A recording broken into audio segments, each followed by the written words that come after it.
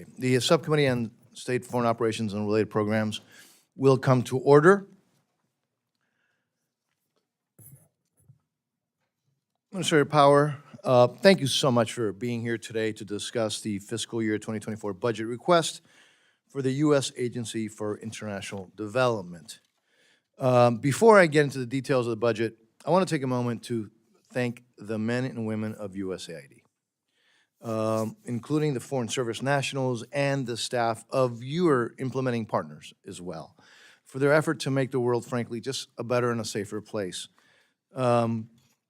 We don't say it enough how much we appreciate their service and yours, Administrator Power. So please, if you would, convey those thanks on behalf of our subcommittee to all of those amazing human beings that, and sometimes in very difficult circumstances, serve our country.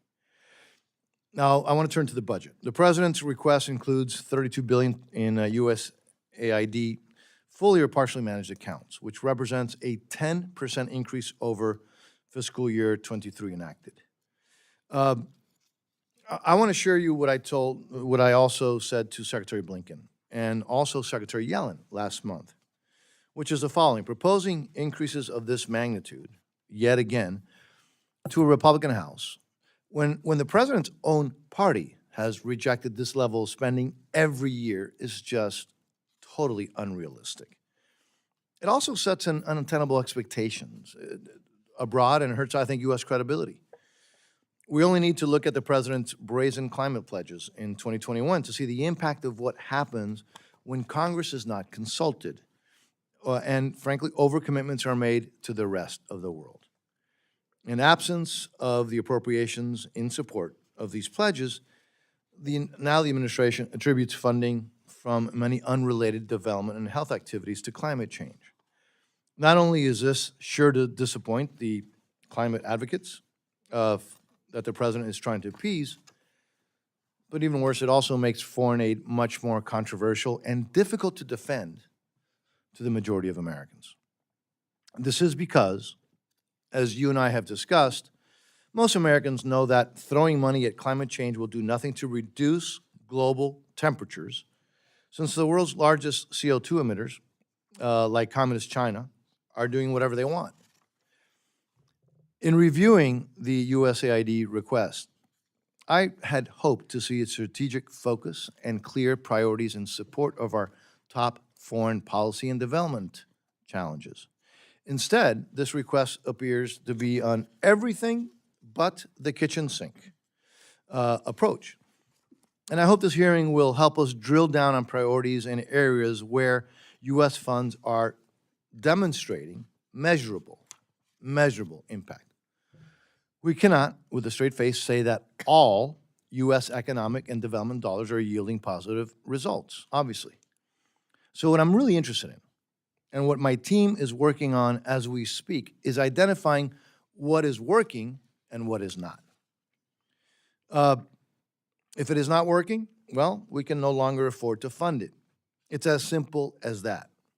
We also should not be funding controversial programs that tarnish the American taxpayers' view of foreign aid and of USAID. So again, let's get back to basic. Promoting American values of freedom and democracy is not partisan.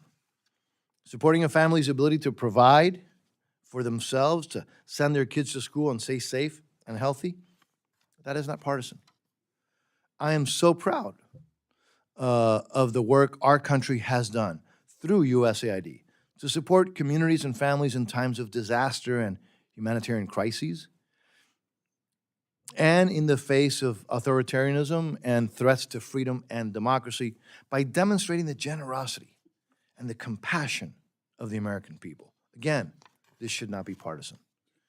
There are clearly great needs, but we must recognize fiscal realities and be realistic about what the U.S. can and should accomplish, and where the private sector or other donor countries can play a role. As former President once said, the size of the federal budget is not an appropriate barometer of social conscience or charitable concerns. So I would ask you, Administrator Power, to get back to the basics. get back to the basics and focus on the core mission of USAID. We want to be strong partners in this work, and there's certainly so much to do around the world. So again, I appreciate the work that you have done over your long career, and again, you have served this country for many, many years, and I look forward to working with you, and I look forward to your testimony. And with that, now I yield to Ms. Meng for her opening remarks. Thank you, Mr. Chairman, and let me also add my welcome to USAID Administrator Samantha Power. Your agency is America's lead international development agency, supporting people around the world to build safe, prosperous, equitable, and inclusive societies. The talented, knowledgeable, and passionate professionals at USAID work on the front lines every single day to help save lives and advance human rights and dignity. We are all watching the unfolding events and increasing violence in Sudan, a place where USAID has been engaged for a long time, and call on all parties to protect civilians and return to dialogue. I want to add my special thanks for the tireless work that you do, constantly traveling the world to some of the most challenging places, serving as the face of the American people. You bear witness on behalf of all of us to the women, children, and families that are experiencing devastating tragedy, loss of loved ones and livelihoods, and frequently hope itself. This morning, we will discuss the administration's fiscal year 2024 budget request for USAID. I hope you will share with us the impact of this budget in addressing the basic needs of the world's most vulnerable people, as well as the work being done to build resilience for the next disaster or conflict. This mission is as much part of our national security as any armament or missile. Creating a peaceful and stable world deserves our robust investment. I have long argued that our foreign assistance is critical to achieving the Sustainable Development Goals, especially in terms of eradicating poverty, protecting the planet, and promoting peace and prosperity. Achieving these goals by 2030 has been made even more difficult due to the COVID-19 pandemic and its many secondary effects: the conflict in Ukraine, rising food prices, as well as ongoing climate shocks and disasters.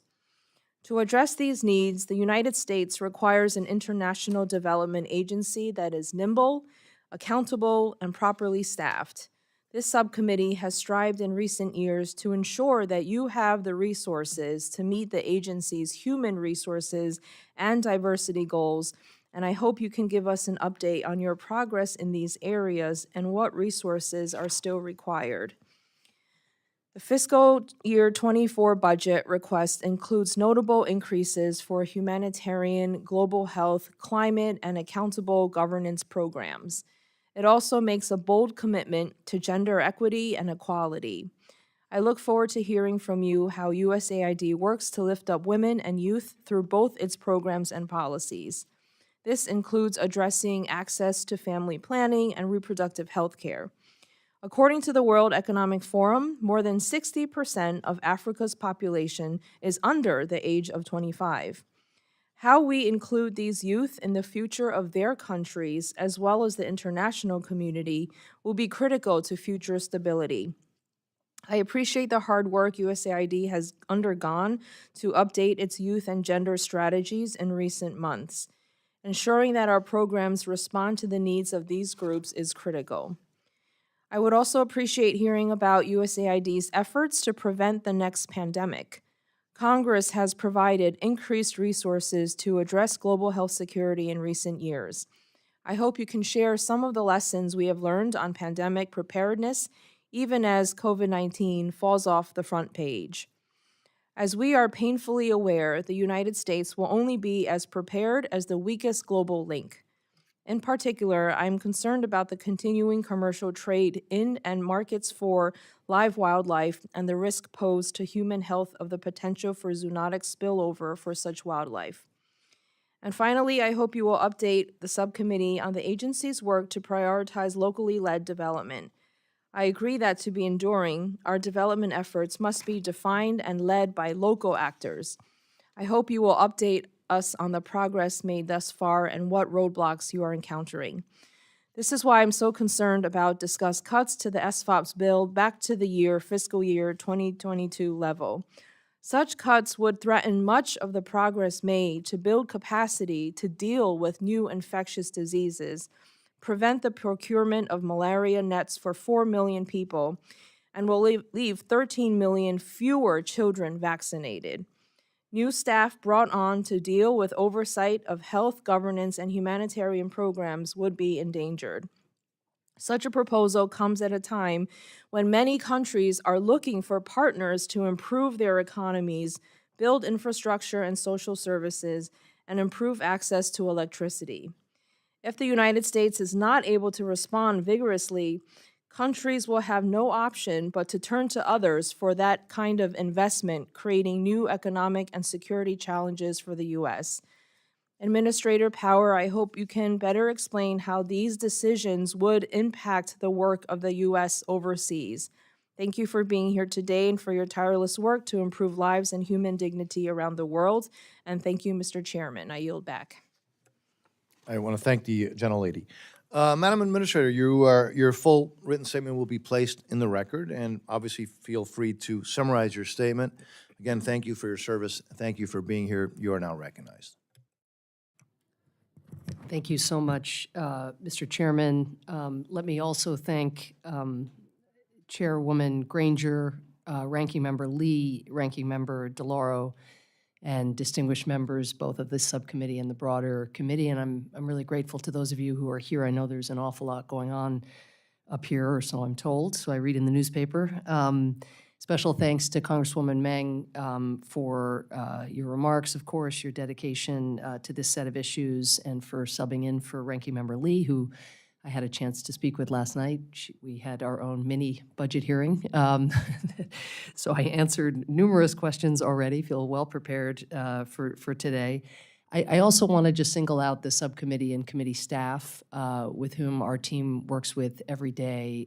You could not have a more knowledgeable, more dedicated group of individuals.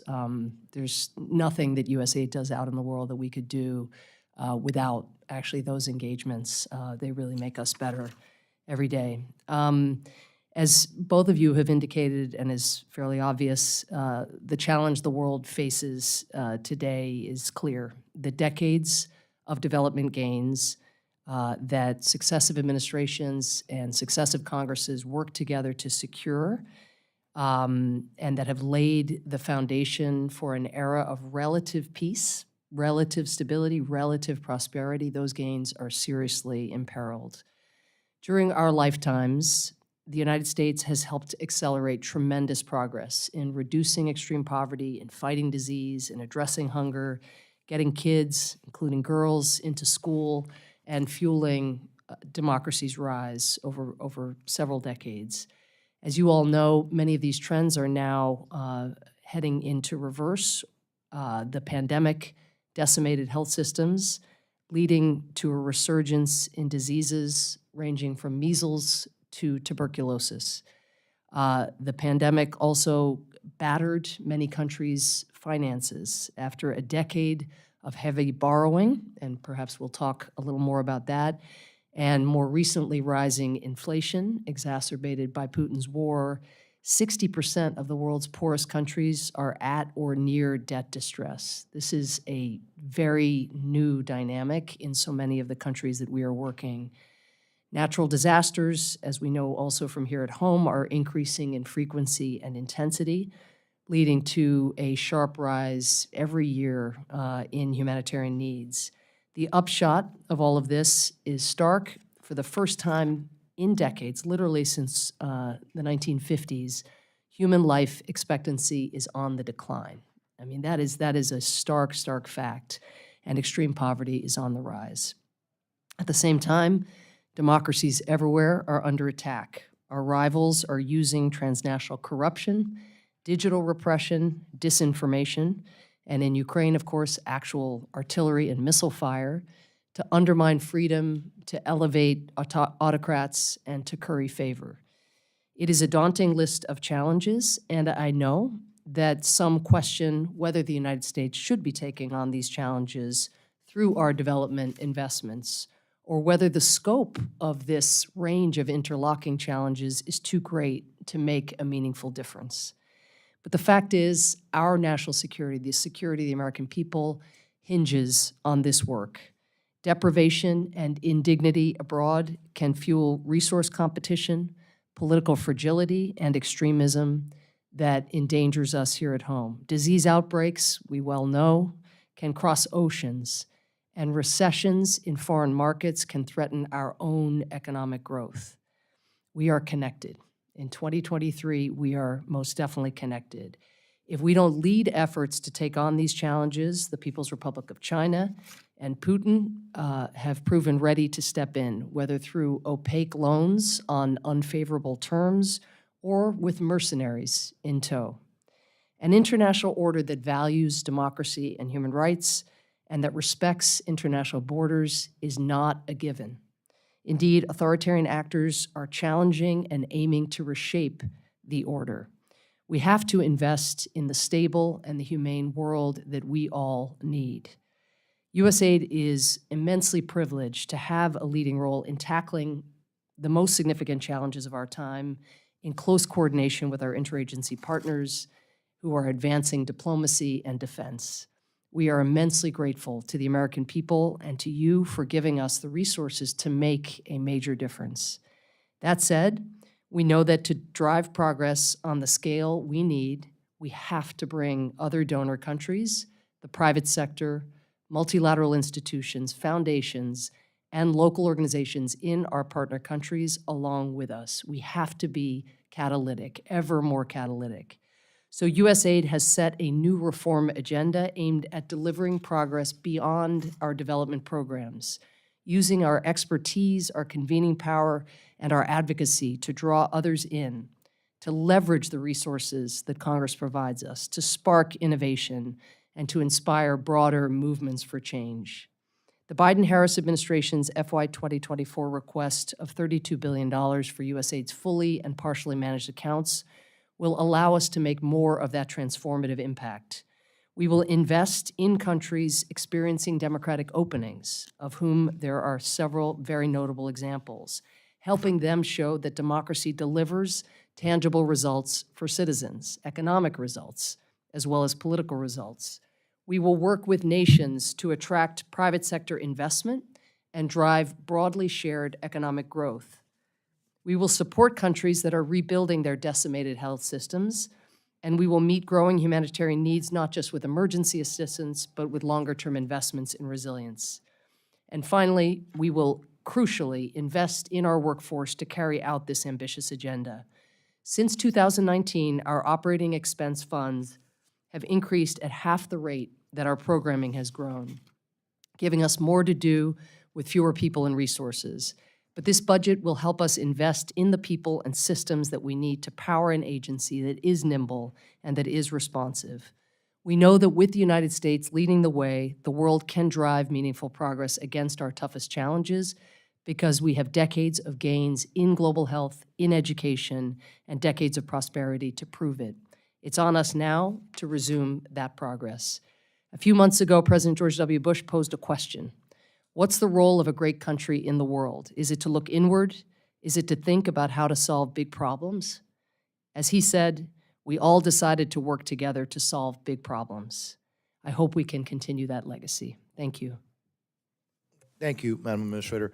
Congresswoman Meng and I just were talking because allow me to have a little bit of flexibility. Members have to come in and out, and so we will actually start with the gentlewoman from Florida. Oh, here we go.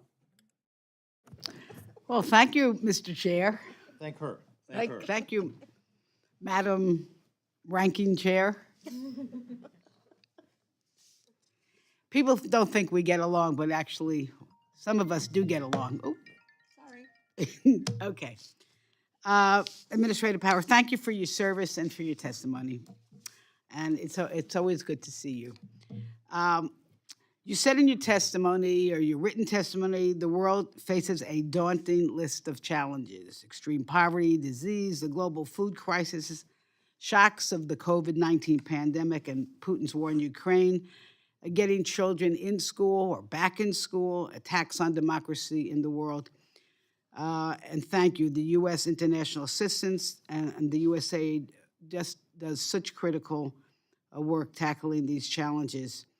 I am alarmed because what I have read, I have no inside information, but I have read that the House Republicans have committed to cutting the budget levels to what could actually be a 30% cut to U.S. international assistance. I hope that's not true, Mr. Chair, but who knows? Keep you on your toes. He'll keep me on my toes. Uh-oh, that is ominous. So I would like to just bring a focus attention to an issue, a subject matter that's always been important to me, and wanted to know what this means for what I consider an already marginalized group of people in many places in the world, the women, the girls and women of the world. Because if I look at the facts and the figures, the cuts to USAID's family planning could cause many, many more maternal deaths, children starving, children not getting into school, and as you said, the potential of health, I'll call it health hazards around the world. So let me ask you maybe you could expound on some of those concerns. First of all, what would these budget cuts mean to the girls and the women of the world? If it was a 30% cut or a 25% cut? Thank you, Madam Congresswoman, for raising this and for allowing me to try to concretize this. I mean, first, I'll just take the 22% cut as the 30% I can't even wrap my head around. But certainly we've been hearing about proposals along these lines. This would take USAID back and the State Department back to budget levels not seen since the year 2010. So that was 13 years ago. You can imagine what we know, cost of living, and how far a dollar goes now compared to then. So the cut, whatever the cut is, you can extrapolate from there. With regard to the populations that you've described, let me just say in terms of emergency assistance, our humanitarian experts say about 80 million fewer people that we would be able to feed, in a sense, to keep alive, because this is life-saving food. When it comes to maternal and child health, this would mean about $20 million less for that programming. That would mean about 19,000 maternal and newborn child deaths, but also 13 million fewer kids getting vaccinated. And that, of course, will mean over the long term about at least 115,000 more deaths. I would also just draw attention to the kinds of issues that affect all of us, like pandemic prevention. If these kinds of cuts went into effect, our global health security budget, of course, would be massively affected. We are now working with 50 countries to try to enhance their surveillance capacity, their lab capacity to be able to spot a pandemic before it becomes something of the scale that kills millions of what we've just gone through. We would actually have to cut the number of countries that we are working in by a fifth. So again, if something happens to happen in those countries, we would not be in a position to work to strengthen that ability to spot early. Those are just a few examples. All right, well, with that, we'll sadly yield back. Thank you, and members, thank you. The Congresswoman has to step out, so thank you for allowing me to work with everyone here so that we can stay on track. Madam Administrator, the state of chaos and misery that this administration left in Afghanistan continues to worsen, frankly, hard to believe. This unforced error has particularly been horrific to women and to girls, frankly, erasing decades of hard-won gains.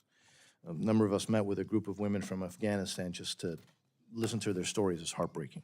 Now, we recently learned that the ban on women's participation in NGOs has now been extended to include the UN, and yet you recently issued a statement declaring our aid will continue to flow. Now, even frankly more concerning is the business-as-usual language you are seeking in the president's budget request. And let me just go through some of these aspects. You, for example, asked for language to provide assistance in Afghanistan without any restrictions, also called notwithstanding authority. Also, permission to directly fund the Taliban if it is in the, quote, in the national interest. Also, authorities and purposes for funding that were carried in the state foreign operations bills, in some cases for over a decade. It's exactly the same kind of language. And I'm frankly, truly at a loss to understand this request. It's as if the fall of Afghanistan never happened and the Taliban were not in control. And more importantly, frankly, I don't know how to say in other words, it is completely a complete insult to women in Afghanistan. So here are a number of questions. In what scenario would direct funding to the Taliban be in the national interest, international interest? And how can aid be administered with humanitarian principles intact if women and girls are entirely cut out of the process? Thank you. I'm a little taken aback by the line of questioning because our work has so fundamentally changed in Afghanistan. We have gone from helping such a vast number of girls particularly, but young people generally, get educated, from cutting maternal mortality in half, from working hand in glove, again, in areas that had been controlled by the government where women were able to work and get educated, to really now, yes, still being the largest humanitarian donor to Afghanistan to try to avert large-scale famine because of the gross mismanagement and repression by the government, by the Taliban government, but not being able to do any of those core development programs that we had been able to do before. We do not work directly with the Taliban. We do not, our programs do not provide benefit to the Taliban. We do not fund the Taliban. So I will get back to you in terms of this specific, the way you worded it is if we were asking for authorities that would be with an eye to working with the Taliban. That is not our objective. That is not what we do. We work through trusted international partners who themselves right now have had to put a lot of programming on hold, and that means that we as well, because we are funding these organizations, have to figure out what it means to do health work if women can't be part of the provision of health services, Right. what it means to provide humanitarian assistance if women can't come and be beneficiaries or be part of the distribution. So we are far from business as usual, and we, of course, like you, roundly condemn something that is not only immoral, not only antithetical to human rights, but also totally impractical from the standpoint of meeting the humanitarian needs of the Afghan people. I agree with what you just stated, but again, if you look at the language, some of those authorities have been carried in the state foreign operations bills for, frankly, over a decade. And the language that I just mentioned is in that request. So I would ask you to respectfully look at that. Again, what scenario would be to funding directly the Taliban would be in our national security interests. And again, I will tell you, I was taken aback. Are we not legitimizing the Taliban's claims that women and girls are not needed, are not needed to play a key role if we're just going to, again, directly fund them? And so, again, is this administration turning a blind eye to these Taliban's barbaric practices? I know that's not your intention, Administrator, but if you look at the request, it is literally as if the Taliban were not in control of Afghanistan, which is just, you say that my question kind of, caught you a little bit off guard. Well, frankly, when I read the request, it's shocking, so I would ask you to respectfully look at that, and then we'll continue this conversation. Ms. Meng, if you're ready, you're recognized. Yes, thank you, Mr. Chairman. I wanted to go back to a little bit of what Administrator Power, you were discussing with Ms. Franco's question about the impact of potential cuts, which the statistics and stories obviously behind them would be devastating. And I wanted to ask a question more about softer power. What would be the impact on America's standing, influence, and leadership in the world if these proposed cuts, were to go into place? And how would these cuts affect our USAID staffing and its ability to manage all these global programs? Thank you, Congresswoman.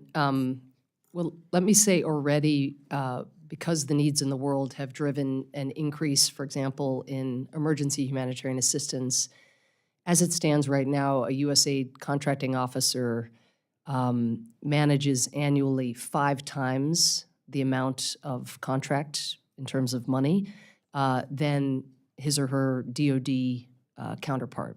So already our ratio of staff to resource, sent out into the world to do good and to advance our interests is way out of whack, and it's something we are trying to address. Again, working with your the subcommittee staff and the committee staff. I think we're making inroads in that, but to cut back further. The resources in operating expenses, and I think it would be about a $400 million cut, that would just be devastating. And we are really trying to revitalize the workforce at USAID. 70% of the 13,000 people who work at USAID, and talk about sneaking up on us, are actually contractors rather than direct hires, 70%. They're wonderful. They're out there doing the work that Chairman Diaz-Balart spoke to at the beginning.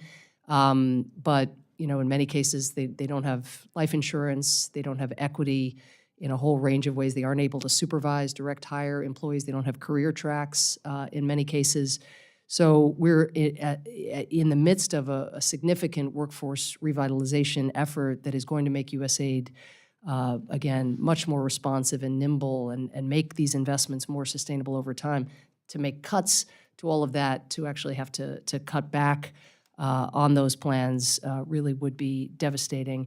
And then when you talk about the sort of soft power, loss, I mean, to first talk about the soft power dividend of always being the first country to show up with humanitarian assistance, of being the leading donor, in the Horn of Africa, in Somalia and Kenya when they suffered their 6th straight failed rainy season, of showing up for Venezuelan, people who are being repressed or because of economic mismanagement driven from their homes. What would it mean not to be that country that is always there first, that is always there with the resources to help people in need? It would be a very different America. So again, I said at the beginning, and I have committed, and I think if you look at our reform agenda, you will see that day to day I am carrying this forward. We have to be catalytic. Even with the generous resources that you all have provided, our resources are going less far because the problems are so much more significant and interlocking, and we're just not getting a break, whether with an end of every day there's a new conflict that starts, like that in Sudan, which you mentioned in your opening remarks, or new climate shocks or extreme weather events. So we have to be more catalytic and bring in the private sector and really change the way we do business. But we actually need to resource that investment in order to be in a position to do it. Thank you. I yield back. Thank you very much. The gentleman from the great state of Alabama, Mr. Carl, you're recognized, sir. Thank you, Mr. Chairman. Administrator Powers, thank you so much for joining us. Just for the record, I've been down in Central America, visited 4 countries, and I was very impressed with staff and what you're doing down there, and I'll come back. Hopefully we'll get a second question or maybe even a third question. I can ask you some more questions. But I want to start with the U.S. Merchant Marine Fleet. My father, who was actually a Merchant Marine in World War II and spent his entire life as a Merchant Marine. So this is kind of close to my heart. The U.S. flag Merchant Fleet is critical to our nation's national security. I think it's important we make sure that the U.S. fleet remains healthy so they are ready when we call on in an emergency or in war times. USAID's cargo is not only critical to the community around the world, but also keeps the U.S. flagged fleet ready. My question, Administrator, is can you talk about the role the U.S. flagged fleet plays in the USAID delivery goods to Yemen? Well, first of all, the role that U.S. food plays and that those who transport that food is invaluable. In Yemen, in places like Somalia, we have a hybrid approach. We also use cash because we want markets to work. We want people to be able to access that means of livelihood as well. And I think cash has proven very cost effective. But the long trek that these men and women take on behalf of hungry people, particularly in sub-Saharan Africa and parts of the Middle East, is a critical component of what we do. Thank you to those that I. So we're not using flagships to go into Yemen, some of these other countries. We are. Maybe I'm misunderstanding the question, but U.S. flagged vessels we are as a component because of the cargo preference requirements. Okay, into Yemen. I believe that we U.S. Well, I'm not actually sure which countries U.S. flagged vessels are traveling to at this time. I was more speaking to where we provide food assistance. That wasn't a trick question. I was trying to see if you had a clear answer on. I'd also like to take just a moment and thank all of our merchant marines for all they do and the hard work of getting goods from here to wherever there is in a timely manner. In my travels to Central and South America, again, I was very impressed with the work that I saw down there. I'll tell you, my life will never be the same when they bring a 9-year-old girl out and you stand there holding her hand and you find out later she's been raped multi-times over many days from Venezuela all the way to the American borders, to be turned around and sent back and being held in one of these homes so they can find someone back in Venezuela. My life will never be the same. And those are the stories that we need to be talking about. This administration is encouraging this flow of human trafficking that's coming through there. And as I went to these facilities that y'all do a great job of managing and running, the pimps were outside the front door heckling and hollering at the girls to come join them. This is with military presence with us. I've never seen anything like it in my life. So you've got me. You've got me on that part. What can I do to help? These temporary facilities that are helping these children, I think there's a whole lot more that we can do in the way of transportation. I spent time in Panama. I talked to the Panamanian government. They need help transporting these children and women, primarily. I think I saw one man in this entire group, transporting them back to Venezuela. They've got families that will take them back, but they can't get them back. So I would like for us to focus and maybe think more out of the box on how can we help these people get back to their countries. Because what most people don't realize is they walked away, especially the women. They have walked away from everything. They've sold their land. They have left their families for a better dream in America because they hear the borders are open. They turn around and they go back. Their families don't want them. They don't own any land. They have nothing to return to, and it's sad stories. And it's easy to say, oh, well, it was their choice. I get that. I think this administration needs to take some responsibility for that and find a way to help them get back in.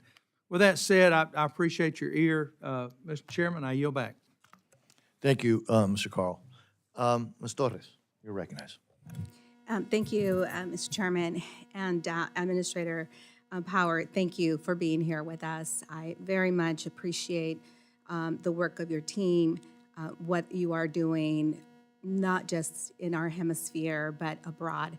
I want to share also my concern with what is happening in Sudan. I was there last year. I traveled with the UN to the region, and I'm just appalled by what is happening to the children that are starving in that region and now having to deal with civil war.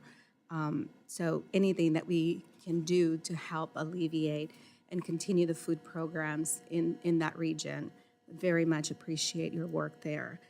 I want to, go back to what has been happening in the Northern Triangle, a region that I have been very focused on, starting with when when it was Vice President Biden and the work that we were doing there, creating opportunities and partnerships with those country leaders at the time. I had great hopes that we could advance with the commissions, the anti-corruption commissions, and working with attorney generals in those regions that were committed to the rule of law and committed to dealing with public corruption. But then, we lost that administration, and we enter, 4 turbulent years of simply looking the other way and ignoring for the purpose of political gain and, a talking point here in the U.S. about the region. We failed to continue to push forward on the work that had been started, unfortunately by administration of an opposing party, but it was good work nonetheless. I am extremely disappointed with what has happened, and I don't know how to get back those 4 lost years. So my budget priorities this year is to defund all 3 countries completely of all programs. And the reason for that is I don't know how we can look at a U.S. taxpayer in the face and say what we are doing is preventing people from coming north. We continue to see a rampant system at our southern border. It is a symptom of what is happening in these countries. We have a former president of Honduras in a New York court that is being prosecuted for narco trafficking. We have who boasts about creating nonprofit organizations to launder U.S. assistance back into the hands of corrupt officials. In El Salvador, we have a president that recently announced that he is canceling taxes for the rich. So how does a U.S. taxpayer continue to pay taxes and continue to provide, funding for countries that are not committed in helping their own people? And I would much rather focus on prioritizing those dollars in working with our partners in Mexico, in working with our partners in Panama and Costa Rica, Colombia, Chile. There are a number of countries that are committed in helping asylum seekers and helping to save their lives. And I hope that, through a process, we can work with those countries to realign funding. I strongly oppose the Republican budget cuts to your budget, because I know that you are doing some great work, but in this region, we have to figure out how to refocus that funding. Thank you. Well, I know I don't have a ton of time to respond, but first, I would appeal to you before getting too entrenched in this position or this goal to allow me personally or our team with your staff to walk you through exactly what we are funding in these programs, because, in these 3 countries, we are talking about gang reduction programs. We are talking about, in areas of high out migration, significant investments in education. We are talking about gender-based violence, combating gender-based violence in a manner that's making a meaningful difference for every individual who is touched. And we are also, the causality is multifactorial, but we are also seeing reductions, double-digit reductions in Guatemala and Honduras in the intention to migrate surveys. As you well know, the complexion of who is arriving at our southern border or who is flowing north, including through the Darien Gap, which Congressman Carl was talking about, where horrific abuses occur, that is such a different demographic now than we have seen in the past, which isn't to say that Hondurans, Salvadorans, and Guatemalans are not part of the flow, but it is to say that I think our programming is making a difference. We also provide not $1 to the governments of El Salvador and Guatemala, which you mentioned. We invest in civil society that are holding those governments accountable, including independent media, including anti-corruption organizations who are actually documenting the very corruption that you are describing, that then in some cases is being prosecuted. And we are just making finally an intense push to invest in local organizations, which will actually be at the community level and providing the kinds of services that the governments don't in many cases care about, including for indigenous communities in I would love to Guatemala. continue this conversation. I apologize to the chairman and the rest of the members. Well, for going no, over. no apologies needed. It's an issue that I know that you care deeply about. So thank you, and thank you, Administrator.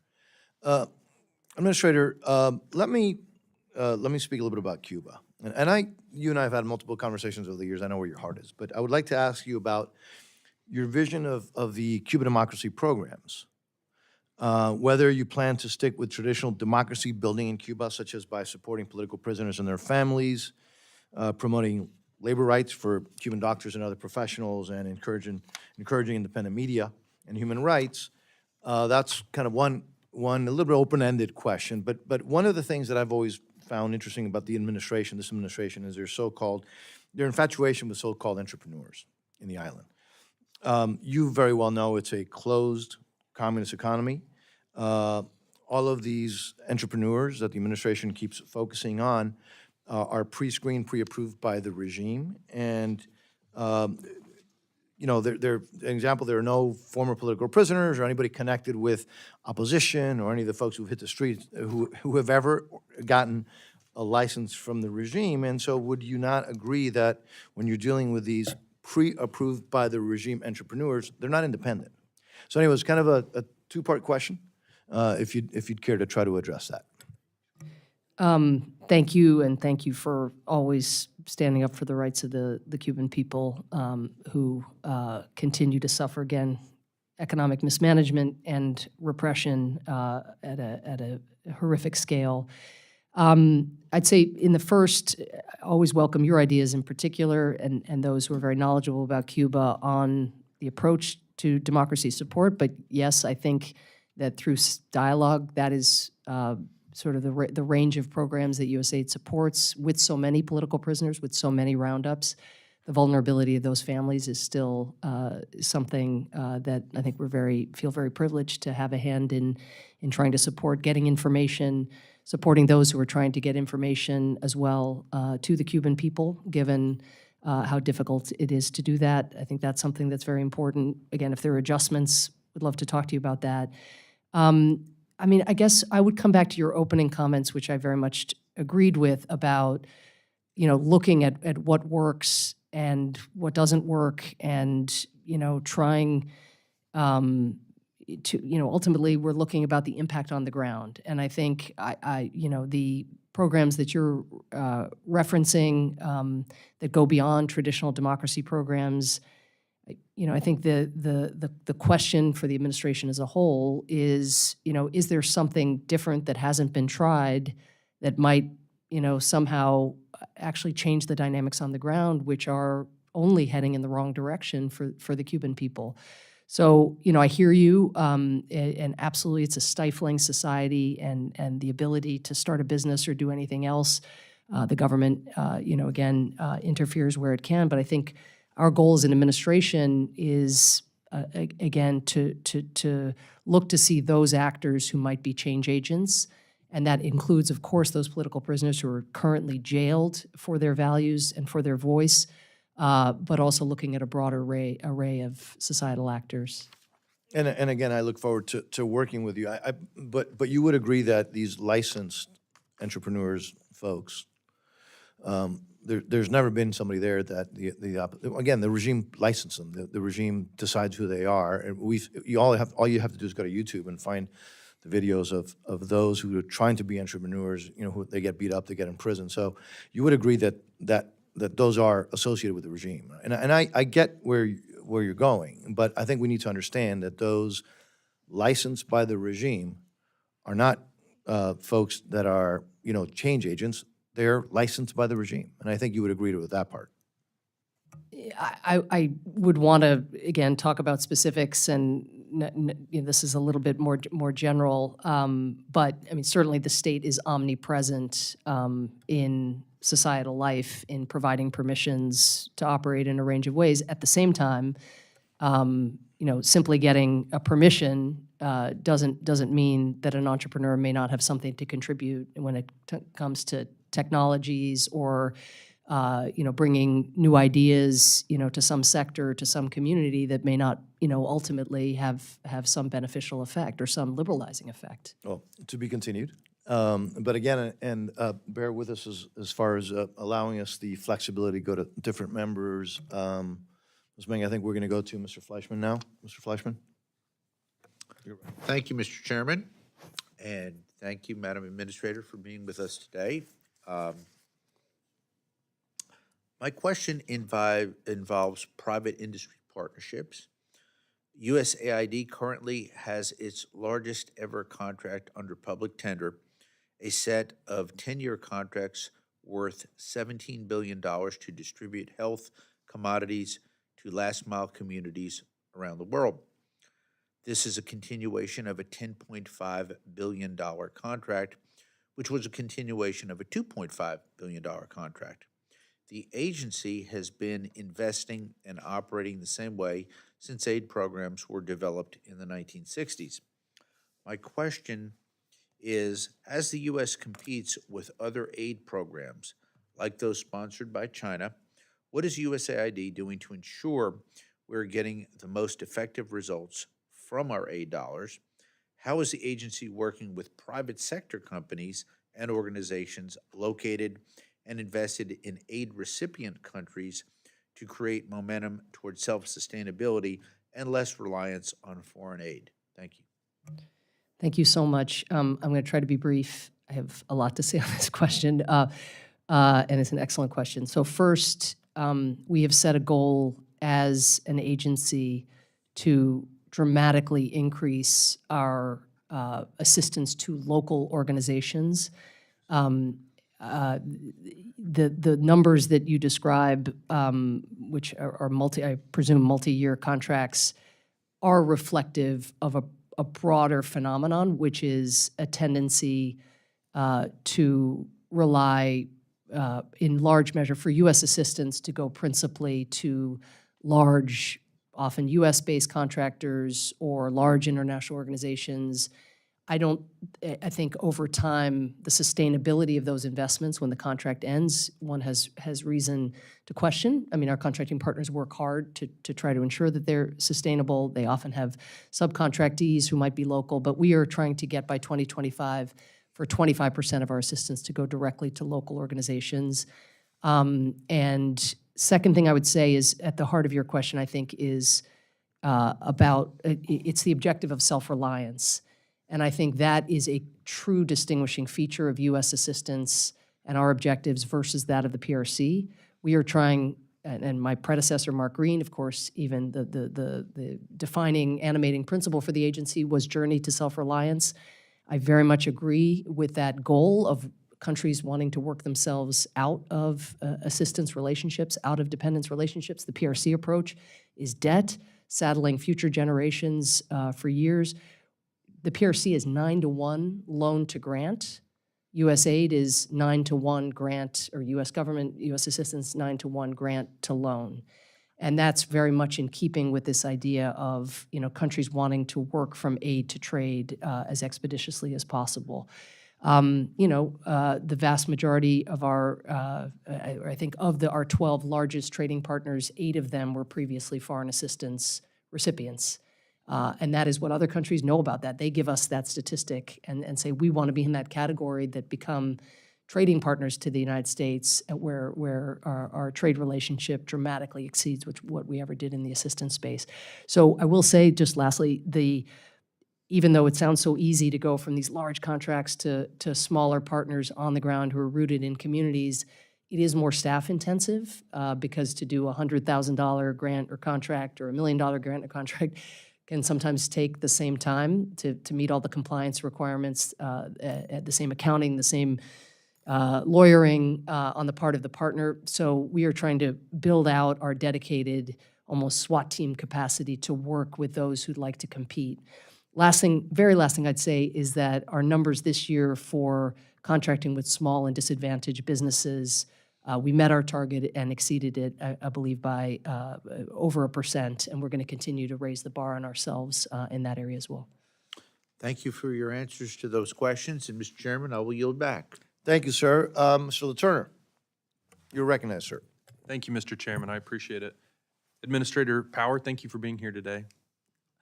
As we continue to engage with the people of Afghanistan to provide humanitarian assistance, I believe it is important to understand the continued risk to ensure the Taliban are not legitimized.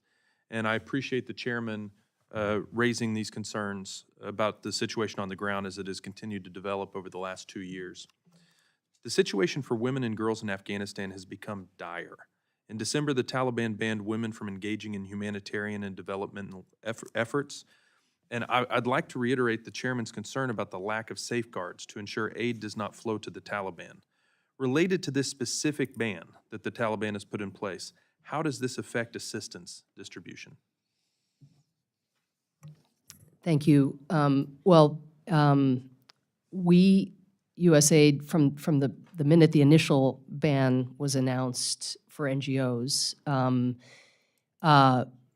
came together with other donors to try to align our positions, so in the hopes of having maximum leverage, of course, with a regime that seems not to care at all what anybody thinks about it or does. But nonetheless, we've sort of leapt together under a broad set of UN guidelines. In certain provinces, it is clear that, notwithstanding the fact that the Taliban rules everywhere, officials have been willing to allow women to continue to work, for example, in the health sector or in the distribution of humanitarian assistance. In places where that has not happened, the UN has, that is where the leadership is insisting on the ban. We have paused with many of our partners anything other than food assistance. So, we were beginning to do a little bit of livelihoods work. Obviously, the education support that we're able to provide is much more limited. We're doing mainly online support so that girls, from home can continue to try to learn. So we're as a United Nations, or as the United Nations engages and seeks to reverse the ban, we are trying to concentrate assistance in places where women have continued to be able to work. Your point about safeguards is very well taken. That is why we are, notwithstanding my exchange with the congressman just before about wanting to work more with local organizations, it really is organizations like the World Food Program, UNICEF, and others who we know have those safeguards built in and understand what the consequences would be if the Taliban were to benefit from our assistance. That is why we are overweighted, but, compared to what we would like to do in other countries, toward international organizations with that kind of infrastructure for compliance. Have you identified all the current and former partners or aid recipients who are at risk of harassment or harm by the Taliban? Well, let me distinguish two things. We certainly have a mapping of all of USAID's former partners and staff over the 20 years that we had a very, very fulsome portfolio there. Separate, overlapping with that, a subset of those individuals, of course, a large subset, have either gotten out of Afghanistan or want to get out of Afghanistan. And so what we have done is we've set up a special task force at USAID, notwithstanding the fact that the big flurry of arrivals to the United States occurred in the immediate wake of the collapse of Kabul and the Taliban takeover. We are still in touch and attempting to work with the State Department to push through cases of those implementing partner associates of USAID or those who implemented U.S. assistance to basically help them navigate what can be a very difficult process to be able to gain status or an SIV or some other means of coming to the U.S. It's a very slow process. We're also very focused on our Foreign Service nationals. 100% of the Afghan staff that we had, which was more than 100 before the collapse, 100% of those who wanted to come here are here, but some of their family members are still behind, so we're also very focused on family reunification. So we've invested at USAID in a kind of permanent unit for as long as it takes to continue to track these cases and try to support those who did so much to advance U.S. objectives over those years. Is it perfect? No. Is it moving as quickly as we would like? No. But are we still very, very alert to the risks. Are we still standing with the people who again advance whether girls' education or maternal health or food security? We still consider those individuals part of the extended USAID family. Thank you, Administrator. Thank you, Mr. Chairman. I yield back. Thank you, sir. Congresswoman Meng, you're recognized. Thank you. Ambassador Power, I wanted to ask about a topic that's dear to my heart. In light of the COVID-19 pandemic especially, I've been particularly focused on the importance of safe and sustainable access to water, sanitation, hygiene, wash in healthcare facilities. Access to safe wash in healthcare facilities is critical to a strong health system to prevent the spread of diseases, to address the growing challenge of antimicrobial resistance, and to ensure quality care and the safety of patients and health workers. Yet a recent World Health Organization UNICEF report cited that globally, 1 in 5 healthcare facilities does not have access to basic water services, and every year, 17 million women give birth in facilities without adequate wash. How can USAID strengthen its existing global health efforts by incorporating and sustaining WASH into those programs, thereby strengthening pandemic preparedness and response and improving overall health outcomes? Thank you, Congresswoman, and thank you for always being so focused on this issue, which in the development community and in the humanitarian community, I think does not get enough attention. So just to distinguish, in the emergency space, it is our Bureau of Humanitarian Affairs that focuses on ensuring, along with the food that we might be transporting from the United States to a crisis area, or the food that cash is allowing individuals to buy, that we not neglect the importance of water and sanitation. I mean, imagine in our own lives, yes, as a mother, you of course want to feed your family, but imagine, not being able to provide clean water or access to basic sanitation. So under the humanitarian umbrella, WASH, along with protection, to prevent sexual and gender-based violence, along with food, along with health, that has to be seen as a package. And our humanitarians take a share of the emergency assistance you provide and push it in that direction, as do our colleagues at PRM, who offer support for refugees. In the development space, we have, our commitment to the letter and to the spirit of the Water for the World Act, and especially making investments in those countries, as you say, that need water and sanitation the most. So about 50% of our water funding goes to our 22 highest priority countries in Asia, Africa, Sub-Saharan Africa, Latin America, and the Caribbean. And we've probably briefed you on this or your staff on this in the past, but it's a rigorous data process because we can't be everywhere. There's need everywhere. We're absolutely not going to be able to meet all of the need. But really trying to identify where the need is the greatest, where we have partners, who we think are reliable or have the political will as well to make those kind of structural investments, whether in health systems or in infrastructure, sanitation systems. And we're making inroads, but the challenges related to water in light of, again, changing weather patterns and growing drought are growing more, not less, immense in some of those most vulnerable countries. So we have our work cut out for us, and that's why it's so important for other donors as well to become more active in this domain, because it no more than in food security with Feed the Future, can USAID sustain, being as well sort of lead on WASH. We really need other countries to take sectoral ownership of this as well. Thank you. I yield back. Mr. Carl, you're recognized. We're moving right along here, Mr. Chairman. Administrator Powers, I want to support the Ukraine dilemma that we're in over there. The Ukrainians have continued to fight to win in the face of the Russian brutal invasion. Congress has stepped in the face of this historical attack on Ukraine's sovereignty to provide equal historical levels of economy and humanitarian assets. Every dollar, and I truly mean every dollar, must be accounted for. That is the pushback I'm getting from my constituents, and they're very frustrated and very tired. All they see is everything going out and no answerability for it. We owe it to both the Americans and to the Ukrainians, people who are fighting this war, to make sure every dollar is used properly. Will you please describe in detail the layer of monitoring and oversight requirements for our assistance to Ukraine? Yes, thank you so much, Congressman.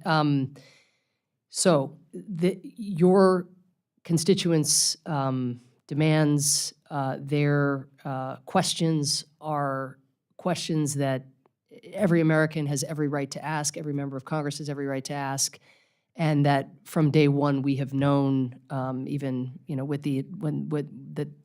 we have known that we would be accountable to answer those questions. So the systems that we have put in place from the beginning have put us in a position now where, as you know, probably from engagements with the Inspector General at USAID or those for the State Department, notwithstanding the vast sums of money that have flowed in direct budget support to the government of Ukraine, up to this point, there has been no evidence that any of our assistance has been misappropriated. And that's in part because the system we have set up is one where it's about reimbursement for verified expenses. We do this, we channel the direct budget support through the World Bank. They have an established mechanism with safeguards internal to their system. As the Secretary, I think, testified here, there are about 50 people at the U.S. Embassy in Ukraine, especially now that our staff presence has ramped back up, who have a hand in overseeing how this assistance is spent. That wasn't enough for us, or for me personally, knowing, again, that these questions would legitimately get asked. We hired Deloitte as a third-party monitor to be able to do spot checks, to do a gap analysis also into the Ukrainian ministries' systems and their, again, verification systems.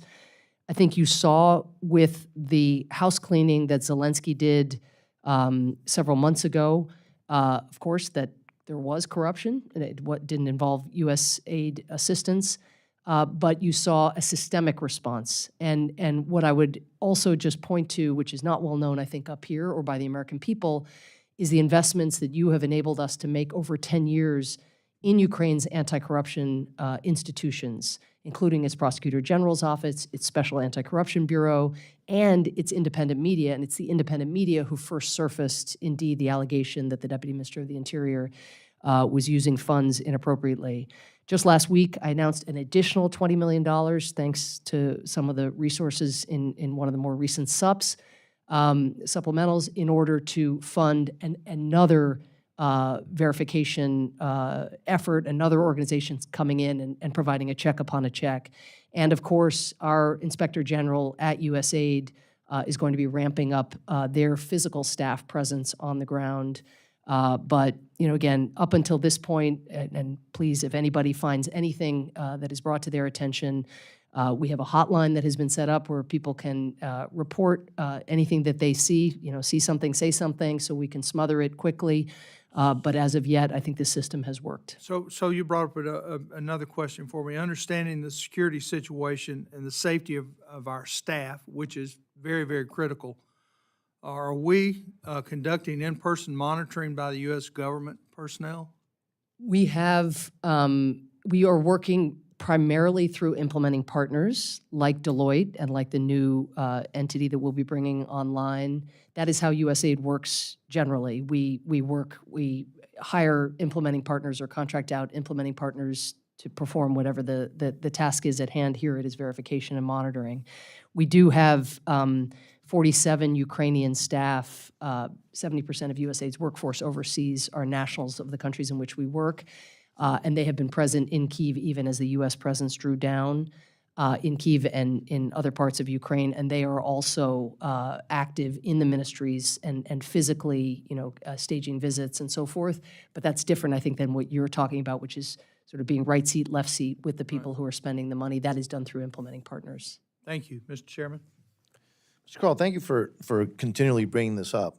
Administrator, I would tell you that this is a question that Mr. Carl has been asking, and you're the first person who's actually answered it I think, in a detailed, concrete way, and so I thank you for doing that. It's been kind of our frustration, and I'm sure Mr. Carl shares this, that he's not been able to get a straight answer until today. So thank you for a specific, concrete, straight answer. I am concerned by the administration's encroachment of climate change and emission reductions into almost every country and every sector. And, you know, particularly when many of these programs will have no measurable impact on global temperatures and are frankly at odds with the development mandates of USAID. This is particularly true for example, developing countries in Latin America and across Africa, where there is zero plausible scenario that their emissions have any impact whatsoever on climate change. For example, Power Africa, a bipartisan initiative whose authorities mandate all power generation is on the table, has been frankly lobotomized and replaced with carbon-free objectives, making it impossible to meet the Power Africa power generation and connection goals by 2030.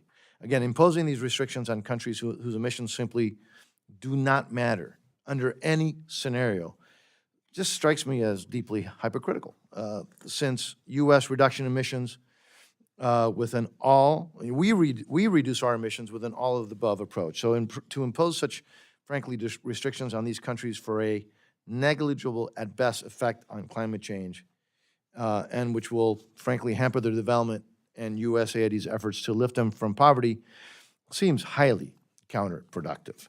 So again, do you agree that this is contrary to the Power Africa mandate and limits the economic growth potential from power generation? Let me start with that one.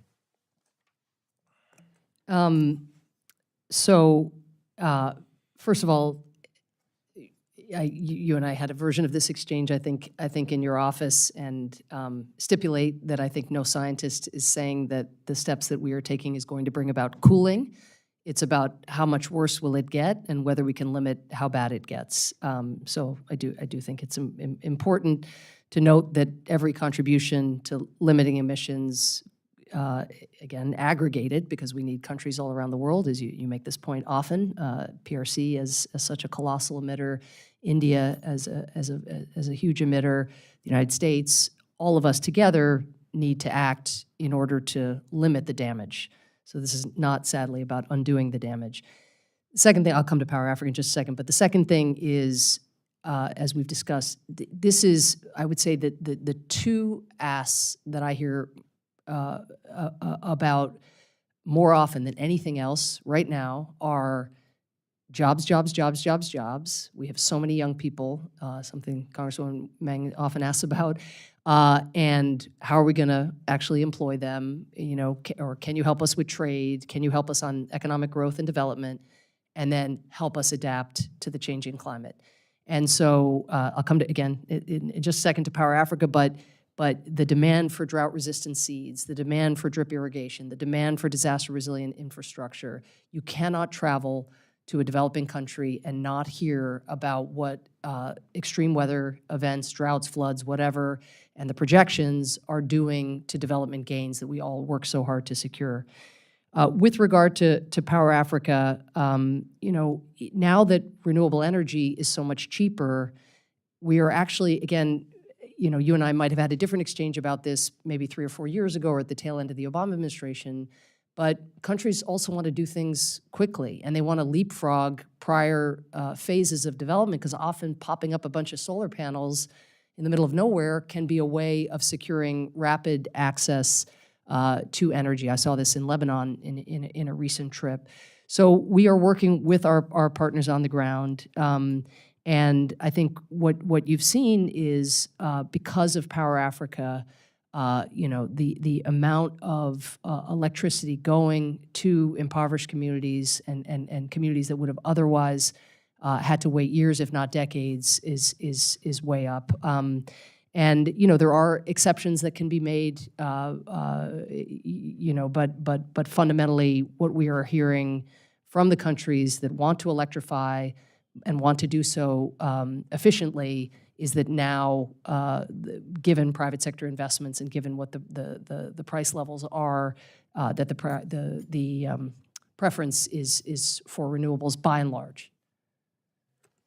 But I think you would agree that countries cannot develop without, frankly, large-scale power. I mean, you mentioned some potential, small-scale things, but I think everybody would agree without large-scale power, there's no development. And program data appears to document a significant drop in gas projects under this administration. And so we'll continue to talk about that. But again, my concern is that we are, frankly, kind of going backwards on our goals in a bipartisan program such as the one that I just mentioned. I don't want to go beyond my time. Ms. Bang? Thank you. Administrator Power, since you mentioned youth, I've been focused on making sure that the voices of young people are integrated in U.S. foreign policy, and in countries facing conflict, it will be young people who will bear the burden of sustaining peace over generations, leading their society from reconciliation to prosperity. I'm especially excited to see that the number of laws, policies, or procedures adopted or implemented with federal assistance designed to promote youth participation is now a standard indicator. However, it's not clear how USAID accounts for engaging young people as partners in peace building and humanitarian activities in its 24 budget request. How will USAID prioritize the role of youth in conflict prevention, resolution, and recovery efforts, recognizing that youth are the majority population in conflict-affected countries and have a unique role to play in long-term peace and stability? Thank you. If I might just add one other thing that on the renewables front, and make up the time, hopefully, but just wanted to note that the PRC is investing more in renewables than any other government. Last year, $546 billion, 4 times that of the U.S., half the world's spending on renewables. I do think even in the realm of economic and geopolitical competition that is something that we should take note of. On education in conflict-affected areas, probably our most noteworthy investment is in Education Can't Wait, which is an initiative that you know well, probably created by UNICEF, which really took account of the lost generation, and particularly it started, I think, with an eye to Syrian refugees who were in no position to be able to go home, and ensuring, again, that they could continue their educations if living in refugee camps or if displaced internally.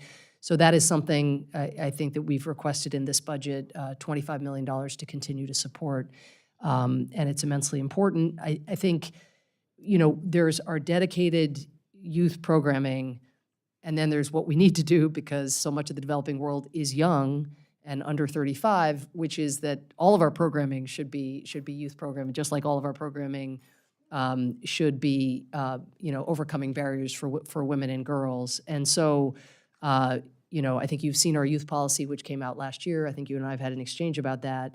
But really, if we are designing programs that don't have young people in mind or even central in mind, we're likely going to miss out on the kind of development outcomes that we seek.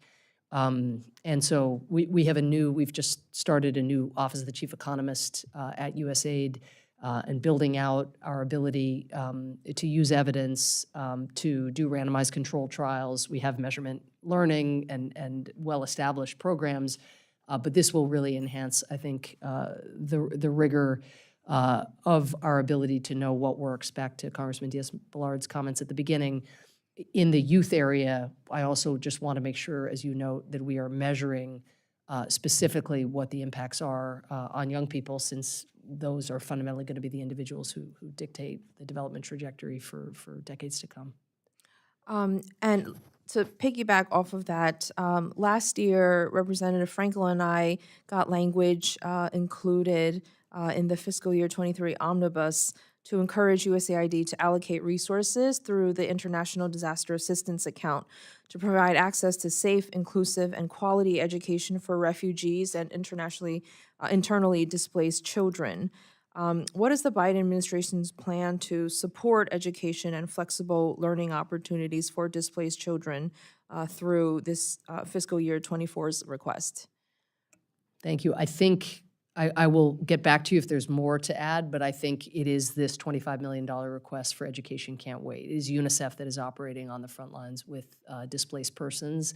And again, under our humanitarian rubric versus our development rubric, I think that has been the best vehicle for that support. But I'll get back to you or your team if there's more. Okay, great. Thank you. I yield back. Thank you. Ms. Frankel. Thank you very much. Sorry, I feel like a ping pong ball today, going back and forth to another committee, but thank you so again for being here. I want to just follow up on this whole issue of education, because this is something I think we all can agree is that an educated population means a more prosperous and peaceful population. And I think we're all very worried about almost generations losing access to education, especially in some of these conflict areas. We heard, Mr. Chair, if you remember, you had a very compelling committee meeting where we heard from some of the women in Afghanistan. And we've heard what's happened to education there. I met recently with women from Ukraine and also heard their sad tales. And, and I'm sure you are well aware. So what my concern, again, I want to go back to the budget cuts. And what would be the effect of you're saying a 22%, I'm saying maybe it's a 30%, both are alarming, cuts in terms of educating or making sure children of the world are educated. And how does that affect the security of the United States? Because I think that's what our folks want to know. Well, if you look at, let's say, a 22% cut to our the education budget that we had over the last year, you're talking about $300 million or so, if not more, going to basic education and higher education. I mean, some of the, we've all had the experience of meeting ministers from other countries who, credit the inflection point in their career being a USAID-provided scholarship, back when they were younger. I was at the American University of Beirut. We're still supporting that. The American University of Afghanistan, which is now operating, based, of course, not in Afghanistan. I mean, these are investments in stability and safety. At the basic education level, we're reaching this year about 12 million girls with our education programming, which is, only a small fraction when you think about the level of need, particularly post-pandemic. We aim to increase that to 15 million with a 20% budget cut, depending on how we would allocate the cuts. You'd be looking at 3 million fewer girls getting reached by U.S. basic education support. And in terms of the costs of not being educated, it just makes you very susceptible to all the wrong things. And we know in particularly growing swaths of sub-Saharan Africa and West Africa, how extremists have come in and exploited the diminishment of livelihoods that the drying up of large lakes, has caused as fisher people go out of business, as pastoralists lose their livestock to drought. Then what? Who shows up? What do they offer? Well, if you can't move to a city and potentially, get access to some kind of skilled, labor opportunity, then maybe when that extremist comes along and that recruiter for Boko Haram or ISIS or whatever the latest deadly, monstrous movement is, maybe that becomes a more appealing choice. So that's why Education Can't Wait, what we just talked about in conflict areas and crisis areas is so important, but that's why our basic investments across areas that are suffering really steep economic headwinds. Kenya now, they're calling it this, instead of Silicon Valley, the Savannah Valley. They're producing more tech professionals, more engineers, than most advanced economies. And that's in part because of these investments that we've made. In Nepal not long ago, I went to a school that USAID supported and I asked, you know, what everybody wanted to do, and every single girl and boy alike raised their hand and said they were going to be an IT professional or an engineer. And that's in part because they've gotten exposure through USAID Basic Education and gotten the skills that they need to put themselves in a position to apply to universities, not only in Nepal, but anywhere in the world they can compete. And that's an investment in prosperity, which in turn is an investment in our stability. So as I swear I have a few more minutes, but as we think about these budget cuts, just from your perspective, what is your biggest fear as to what happens to the United States' place in the world? Well, I mean, it's no secret that we're not alone in making development investments, and the PRC's investments are ones, again, as we've discussed, that emphasize dependence, not independence. They're much more extractive in nature, fueling their own economy on the backs of taking minerals out or other natural resources. And they're elite to elite and not investments really in the people. Indeed, often, as you know, the PRC brings in its own workers, and even the job benefits are quite limited of these large infrastructure investments. So, you know, for us not to be involved, to be scaling back at a time when the economic headwinds have grown much worse, when we've seen the first drop in global life expectancy since the 1950s. I mean, is that a moment to cut back when life expectancy is going down?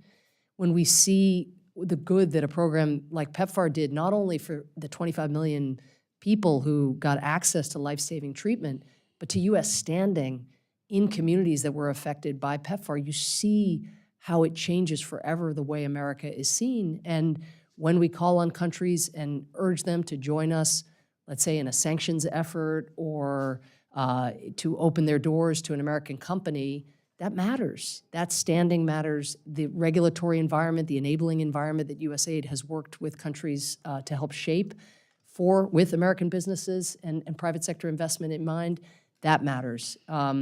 So we do not want to cede this terrain to those that don't want to create more openness, more transparency, more again, entry potential for American businesses any more than we want to cede the terrain to extremist recruiters. And like China. Like the PRC. Okay. You're back. Thank you. I just want to thank you for your efforts and your commitment. Ms. Frankel, I just want to point something out, that in the president's budget request, they're requesting a 23% below FY '22.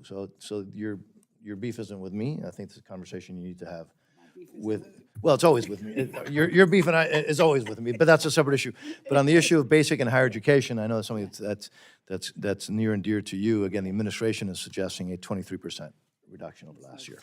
Mr. Carl. Mr. Chairman, before we start, can I ask a question? You may have just answered it, but where are we getting this 22%, 30% decrease in your budget? Where are those numbers coming from? Did you send out a memo that I didn't get? Has there been something issued through the press I haven't seen? Because I'm unaware of any of these numbers that keep flying around. Where are they coming from? That's a very good question, because obviously we don't have an allocation yet, so. Okay, so this is just something fictitious that's been laid out there. It's another one of these things, the sky's falling, everybody's supposed to respond. With that said, Ms. Powers, real quickly, you talked about China. You talked about what China's doing. I was in Central America. I physically saw what China's doing. I've run businesses my entire life. I understand when it comes time to cut. I understand when it's time to make the budget work, because we all hit highs and lows in our business lives. So does the government, and we're there. So we're looking, we're trying to figure out what can we do with, what we can do without. That's the whole focus of these meetings. But my question to you in Central America, I see China coming in building additions to the Panama Canal. They're doing stuff in Mexico and a couple of the ports, I understand. So my question to you is if China's getting ahead of us here, and we all admit they're getting ahead of us here, and they're spending their money in all the right places, obviously, why is the Americans focused on spending $86.3 million towards LGBTQ issues and not towards power plants, as you said are so important? Thank you. Well, as you know, the budget request also includes very substantial investments in Power Africa. The USAID Administrator is the vice chair of the board of the Development Finance Corporation. I think The real question is LGBTQ. I'm Why going to are we come to that, spending but money there? I think to reduce a substantial budget request that in multiple sectors, really would demonstrate, would not only bring about development gains, but would demonstrate significant contrast with the PRC model along the lines of what we were just. I just How want does to $86 establish million put us because ahead of because the China? United States stands up for marginalized people and we stand up for human rights. We stand up for girls who are being persecuted by the Taliban, and we stand up for transgender people who are being murdered or who are being denied access to health care. And When- that when overcomes, kids- when young overcomes power plants and. No, it's not about overcoming. This is why we have a multi-sectoral budget request that has come to you and that is very deliberate about the range of areas that we are investing in. But again, to be clear, you have more than 60 countries who criminalize same-sex status. You have the death penalty for same-sex couples or same-sex LGBTQI individuals in 10 countries, the death penalty. You have a bill pending in Uganda right now that now already has individuals reporting on their neighbors in order to be able to comply with a law that they think is coming. And you have, in our PEPFAR programs, people actually not showing up for treatment because they are so worried that they will be jailed. And I apologize, this is my time, so let me recall it here real quick.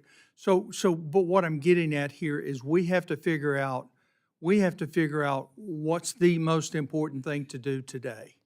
We cannot turn our back on people who are. I think America you'll put that ahead of China's. It's not power ahead of plants and anything. China's- I'm not putting it ahead. I do think it's a distinguishing feature of U.S. assistance that we support vulnerable people, and we believe that no individual The world should be has always had discriminated vulnerable against people. or killed We do our best to or take care attacked as much as we can, because but we of can't do it at the who they price love. of our children and the future. We are not proposing that, and that is why we are proposing extensive investments, which it sounds like you would support, in a range of sectors that will allow us to compete with China. But we cannot forget that standing up for human rights and standing up for vulnerable and marginalized people is a major point of distinction with the PRC, as well as a major reason that the United States has the standing it does around the world.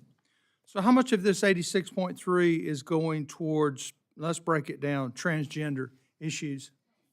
I Ma'am, can. I'd appreciate. So when we make budget requests, Gentlemen, it's your time. It's Mr. Thank you. Carl's time. when we make budget requests, that is in order to secure an envelope of funding that we would then work through, sort of what the program would look like in specific places. A lot of it would come on the basis of demands from our more than 80 missions around the world and where the need is the greatest, where the vulnerability is the greatest. So I wouldn't have those specifics at this time, prior to you authorizing the $86 million. Thank you. Mr. Chairman, I return my time. Thank you. Thank you. As we know, the members may submit additional questions for the record. I want to particularly thank Ms. Meng for, we've tried to be flexible to make sure that we deal with people's schedules. And Madam Secretary, I want to thank you again for your time. I do want to bring in one more issue just because of the Power Africa. If you use the EPA's model, there is no measurable change in temperatures if we brought emissions in Africa to zero. And so that's the point that I wanted to make there. I thank every member for allowing Ms. Meng and I to be flexible. And with that concludes today's hearing. Thank you so much. Thank you, Mr. Chairman. Thank you all.